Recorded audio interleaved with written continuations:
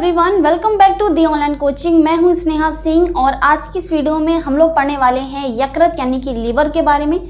जो हमारा लीवर यानी यकृत है मोस्ट इम्पॉर्टेंट पार्ट है हमारी बॉडी का और साथ ही साथ ये एक मोस्ट इम्पॉर्टेंट ग्लैंड है हमारी बॉडी का। अभी तक हम लोग पढ़ रहे थे आमाशय यानी कि स्टमक में जो पाचन है, जो डाइजेशन है फूड का, वो कैसे होता है। अब इसके बाद जो भोजन है वो आगे चलकर जाता है ग्रहणी यानी कि हमारे ड्यूडेनम में, और ड्यूडेनम में हमारा यकृत और जो हमारा पेनक्रियाज है वो दोनों ही क्या है अपने अपने हमारे पाचक एंजाइम्स जो रस हैं, ठीक है, वो सब छोड़ते हैं ग्रहणी में जो भोजन है उसको पचाने के लिए।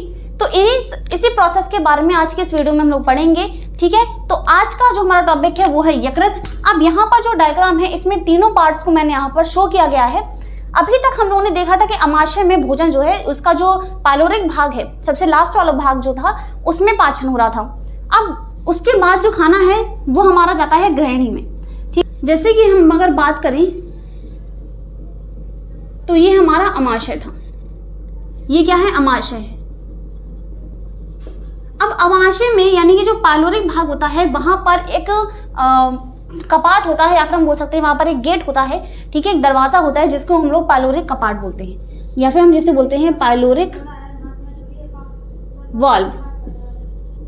क्या ये पाइलोरिक वाल्व क्या करता है हमारे ग्रहणी से ऊपर, या फिर हम बोल सकते हैं कि यहाँ से देखो, यहाँ से हमारा स्टार्ट हो जाता है ग्रहणी, ठीक है। ये है, ये हमारा यहाँ पर हम बोल सकते हैं ये क्या है पाइलोरिक भाग है, ठीक है। ये क्या है पाइलोरिक वाल्व है, पाइलोरिक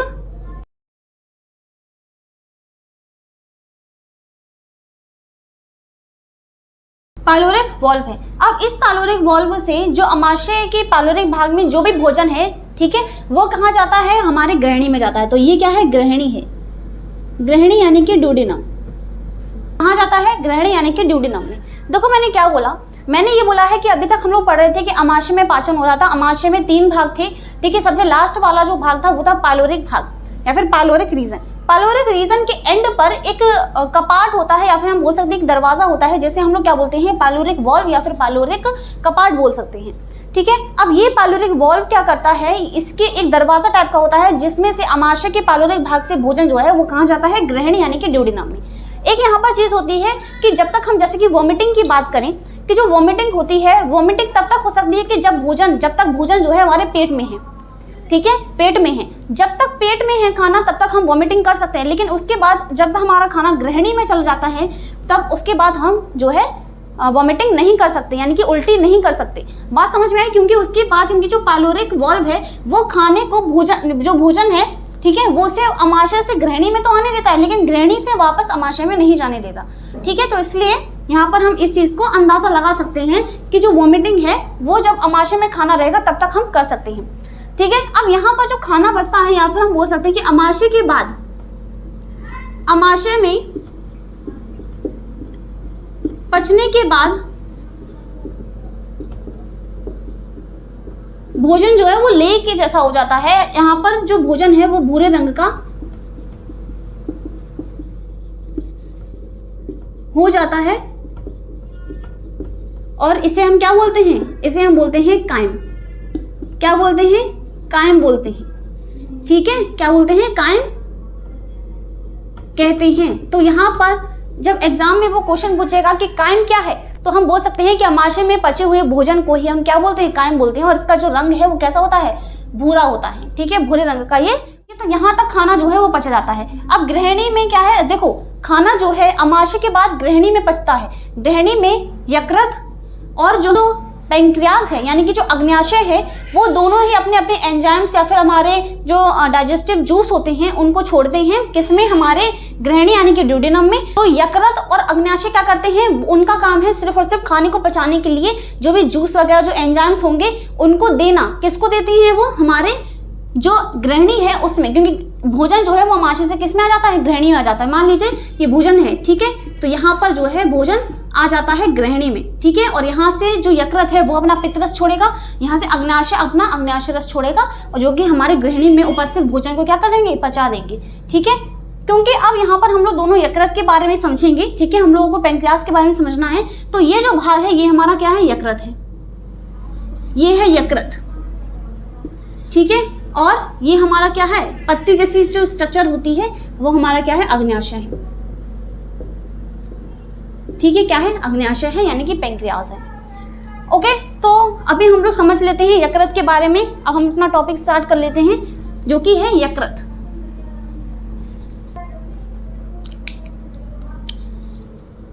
यकृत जिसे हम क्या बोलते हैं, लीवर बोलते हैं, लीवर बोलते हैं, या फिर इसे हम लोग कलेजा भी बोलते हैं। ठीक है, क्या बोलते हैं, कलेजा बोलते हैं। यकृत को क्या बोला जाता है, कलेजा बोला जाता है, और इसके बाद जिगर भी बोला जाता है। ठीक है, तो यकृत बस मेनली आप लोग याद रखो, यकृत। ठीक है, लीवर क्या है, एक चीज तो यहाँ पर ये बोला जाता है कि जो लीवर है वो हमारी बॉडी का सबसे बड़ा अंग है, सबसे बड़ा क्या है, अंग है। और साथ ही साथ ये बोला जाता है कि ये हमारी बॉडी का सबसे बड़ा क्या है, सबसे बड़ी ग्रंथि है। ठीक है, तो यानी कि एक ऐसा ऑर्गन जो कि सबसे बड़ी ग्लैंड भी है और हमारी बॉडी में सबसे बड़ा अंग भी है। सबसे बड़ा अंग या फिर सबसे बड़ा ऑर्गन बोले जाने का कारण ये है क्योंकि इसका वेट जो है वो काफी ज्यादा होता है।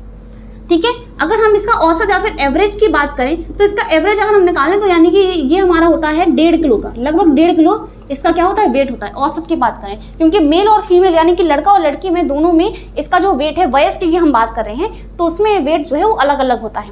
ठीक है, अकॉर्डिंगली टू वर्क। ठीक है, कौन कितना खाता है। ठीक है, तो यकृत में हम लोग कुछ पॉइंट्स के बारे में समझते जाएंगे एक एक करके। तो पहला पॉइंट तो यहाँ पर हम ये लिखेंगे कि इसका ये क्या है, मानव शरीर की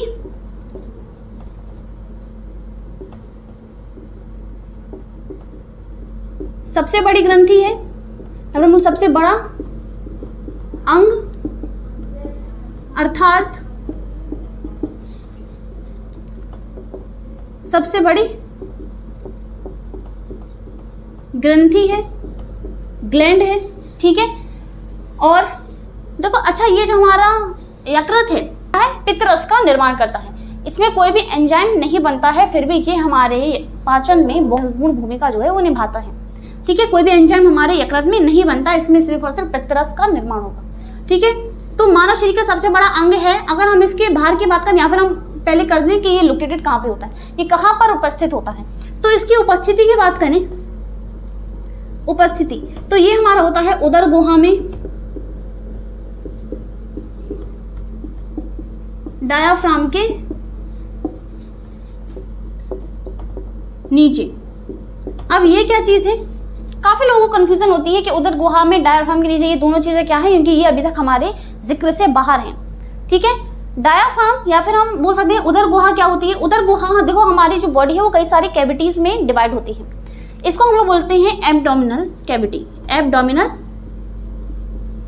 कैविटी। ठीक है, उदर गुहा को, और डायाफ्राम को तो हम डायाफ्राम ही बोलते हैं। ठीक है, डायाफ्राम। ऐसे ही यहां पर देखो,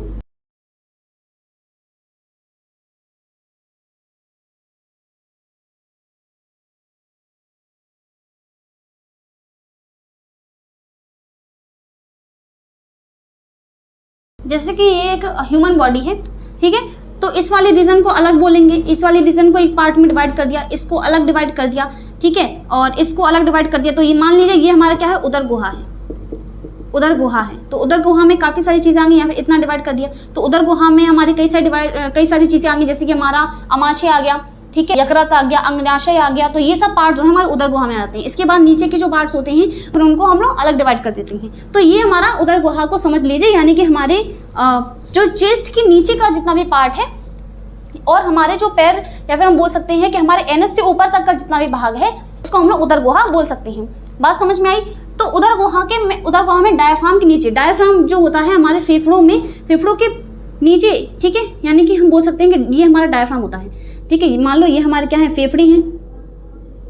ठीक है, ये हमारे फेफड़े हैं।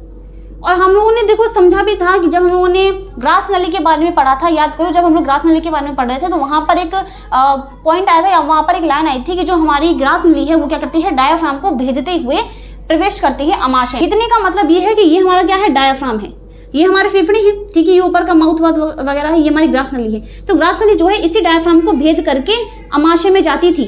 ठीक है, ये हमारे अमाशय में जाती थी। बात समझ में आई। और यहाँ पर हमारा देख लो यकृत है। ठीक है, ये यकृत है, ये यकृत है, यहाँ पर पेनक्रियाज है। ठीक है, फिर यहाँ पर हमारी जो आंत वगैरह होती हैं, जो ठीक है, इंटेस्टाइन्स होती हैं वो जो है। ये जो हमारा भाग है इसी को हम लोग क्या बोलते हैं, डायफ्राम बोलते हैं। डायफ्राम के नीचे जो है हमारा यकृत उपस्थित होता है। बात समझ में आई, यही है। ठीक है, तो दोनों बात समझ में आई। उदर गुहा के नीचे, उदर गुहा में और डायफ्राम के नीचे उपस्थित होता है क्या, यकृत। अब हम इसकी भार की बात कर लें, यानी वेट की बात कर लेते हैं। ठीक है, हम इसके बात करते हैं भार के। भार यानी कि वेट की बात करते हैं। तो हम औसत या फिर औसत हम बात करते हैं औसत की। ठीक है, औसत हम मान के चलते हैं। ठीक है, तो ये हमारा होता है 1.5 किलो का। ठीक है, 1.5 kg का जो यकृत है होता है, बहुत भारी होता है। मेल और फीमेल यानी कि हम महिला और पुरुष दोनों में अगर हम बात करें, मेल या फिर महिला की बात करें तो इसका जो वेट होता है वो 1.2 से 1.4 kg हो सकता है। ठीक है, और पुरुष की बात करें तो इनमें होता है 1.4 से 1.8 kg, यानी कि पुरुषों में ज़्यादा होता है। तो इसीलिए हम लोग औसत मान के चलते हैं, यानी महिला और पुरुष दोनों में औसत मान के चलते हैं। ये किस में है, वयस्क में है। ठीक है, वयस्क, एडल्ट की हम बात कर रहे हैं, एडल्ट की बात कर रहे हैं। ठीक है, रंग कैसा होता है लीवर का, तो इसका रंग होता है भूरे रंग का। ये कैसा होता है, भूरे रंग का होता है, ब्राउन कलर होता है इसका। ठीक है, और ये 2 भागों में बटा रहता है, 2 भागों में विभक्त।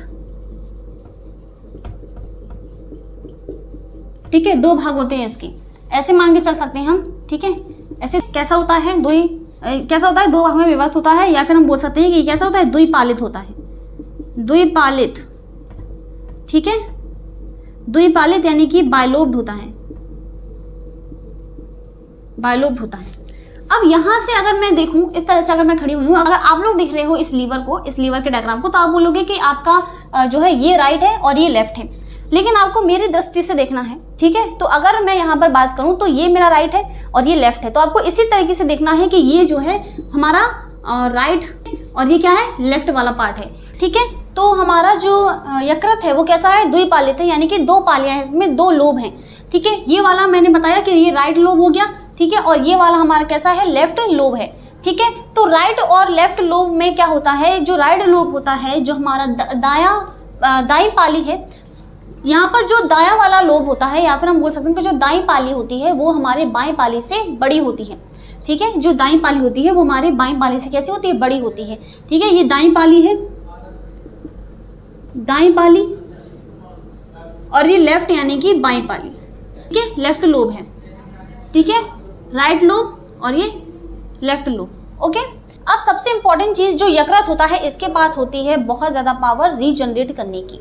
रीजनरेशन का या फिर रीजनरेट करने का मतलब ये है कि इसके पास कोशिका विभाजन, या फिर हम बोल सकते हैं कि इसके पास सेल डिवीजन जो है उसकी पावर बहुत ज्यादा होती है, यानी कि आदमी सेल को क्या कर सकता है, डिवाइड कर सकता है बहुत बार।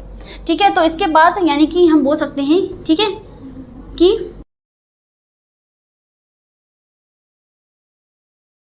लीवर सेल यानी कि यकृत कोशिकाओं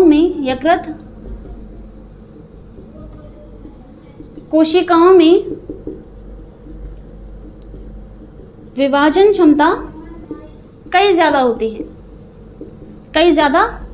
है, या फिर हम बोल सकते हैं कि लीवर सेल की जो रीजनरेशन की पावर है वो बहुत ज़्यादा होती है, यानी कि इसमें पावर होती है किसकी, पावर ऑफ रीजनरेशन। इसकी जो पावर है वो कई ज़्यादा होती है यकृत कोशिकाओं में। ठीक है, ओके, तो इसे नोट करो, फिर हम लोग बाइल जूस के बारे में पढ़ेंगे।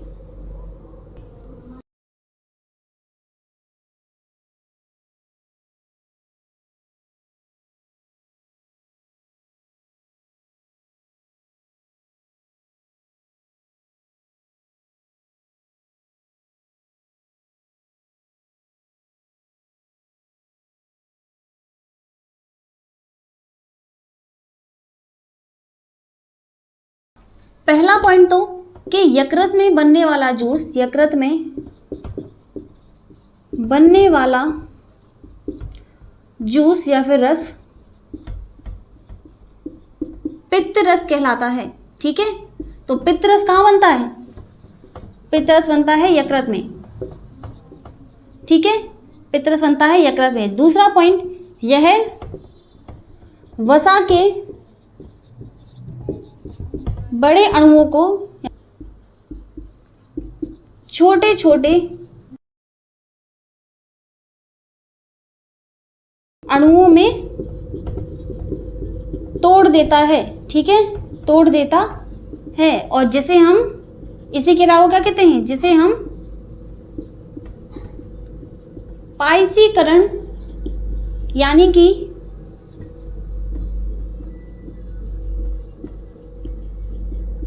जिसे हम क्या बोलते हैं, जिसे हम बोलते हैं इमल्सिफिकेशन।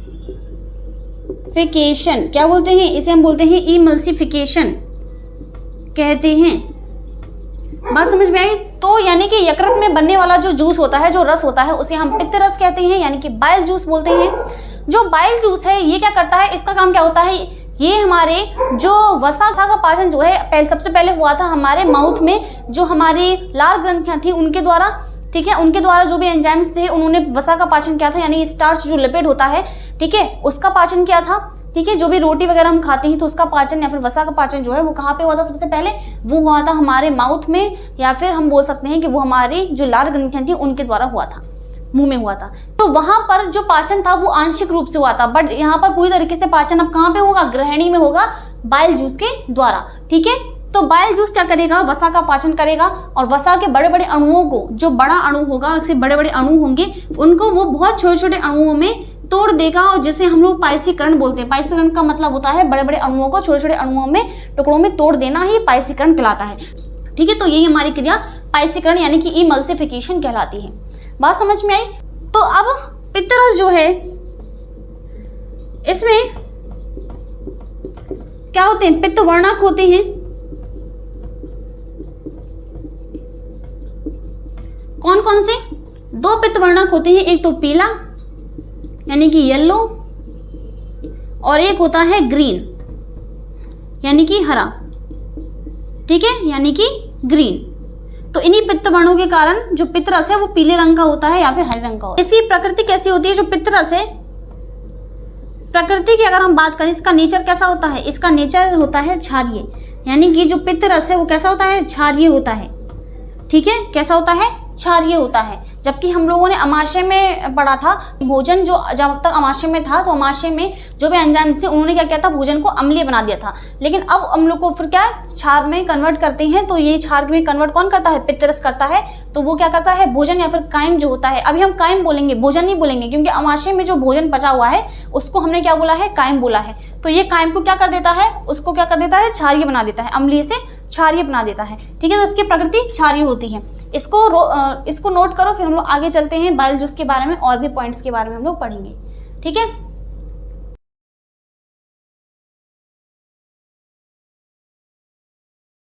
देखो पित्तरस जो है, जैसे कि हम लोगों ने भी बात की कि ये कैसा होता है, क्षारीय होता है, क्षारीय होता है, ठीक है, कैसा क्षारीय होता है, क्षारीय। और इसका पीएच मान देखें, पीएच वैल्यू की अगर हम बात करें तो वो होती है 7.6, ठीक है। दूसरा पॉइंट कि जो ये पित्त रस होता है, पित्त रस में कोई भी एंजाइम नहीं होता, कोई भी एंजाइम नहीं होता है, ठीक है। पित्त रस में कोई भी एंजाइम नहीं होता, फिर भी ये हमारे पाचन में बहुत इंपॉर्टेंट है, ठीक है। पित्त रस में क्या है, कोई भी पाचन नहीं होता, और ये कैसा होता है, क्षारीय, जिसका पीएच मान कितना होता है, 7.6 होता है, ठीक है।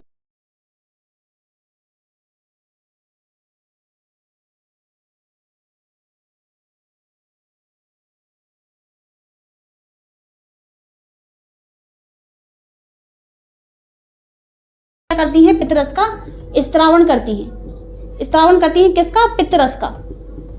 और ये पित्तरस जो है वो हमारे क्या करता है, वो हमारे पित्ताशय में एकत्रित हो जाता है, यानी कि ये वाला जो भाग है, ये जो भाग है, ये जो थैली है, ये हमारी क्या है, पित्ताशय है, पित्ताशय, जिसको हम लोग क्या बोलते हैं, गॉल ब्लैडर बोलते हैं, ठीक है। तो पित्तरस जो है वो हमारा किससे बनता है, हेपेटोसाइट सेल्स यानी कोशिकाएं बनाती हैं, जो कि कहाँ पे होती हैं प्रेजेंट, हमारी यकृत में होती है। तो यकृत कोशिकाएं जो हैं, जो कि हमारी हेपेटोसाइट सेल हैं, वही क्या करेंगी, हमारे जो पित्तरस है, जो हमारा बाइल जूस है, उसका स्त्रावण करती है, जो कि हमारे किसमें, पित्ताशय में एकत्रित हो जाता है, ठीक है, ठीक है। कहाँ पर पित्तरस जो है ये यहाँ पर कहाँ पर संचित हो जाता है या फिर एकत्रित हो जाता है, ये एकत्रित हो जाता है किसमें, पित्ताशय में,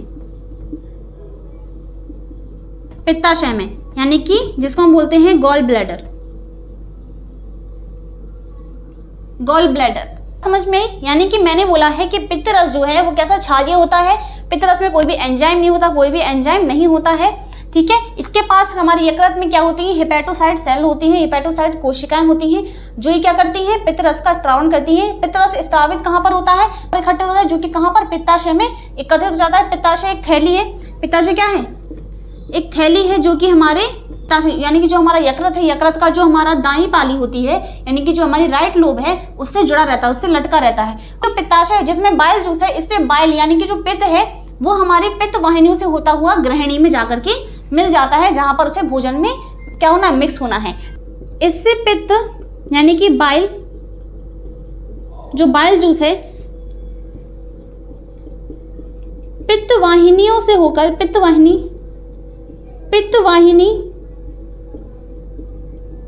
से होकर ग्रहणी में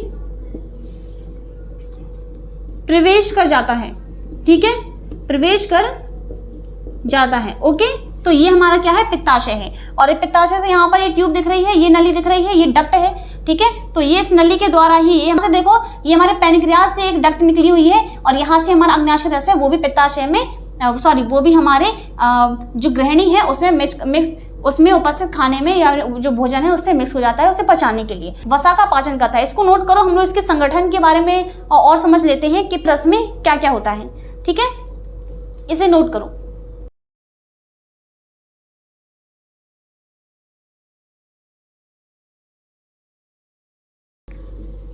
अब इसके संगठन की बात करें, ठीक है,